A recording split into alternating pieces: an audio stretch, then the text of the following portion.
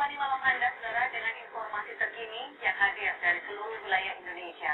Mulai dari kejahatan seksual yang terus muncul ke permukaan beberapa pekan terakhir, hingga daftar panjang nasib tragis satwa di kebun binatang pasca kematian seekor gajah di kebun binatang Bandung, Jawa Barat. Saya Siti Siaran, Anda menyaksikan Flash Report.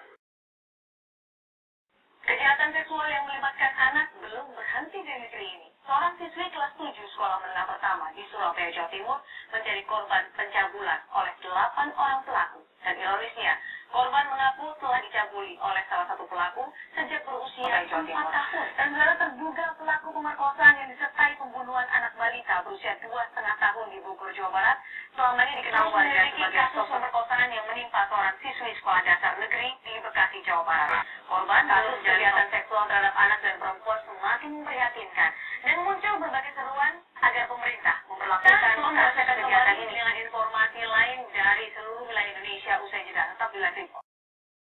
Narkotika Nasional Cawang, Jakarta Timur.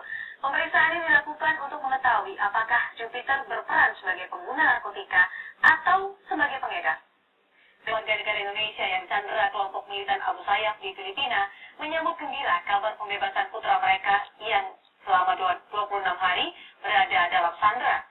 Di Jawa Tengah, tepatnya di SMA 3 Semarang, ada pertemuan antara orang tua dari siswa yang gagal masuk dalam seleksi masuk perguruan tinggi nasional atau SNMPTN. Orang tua menyampaikan tuntutan dan harapan kepada pihak sekolah.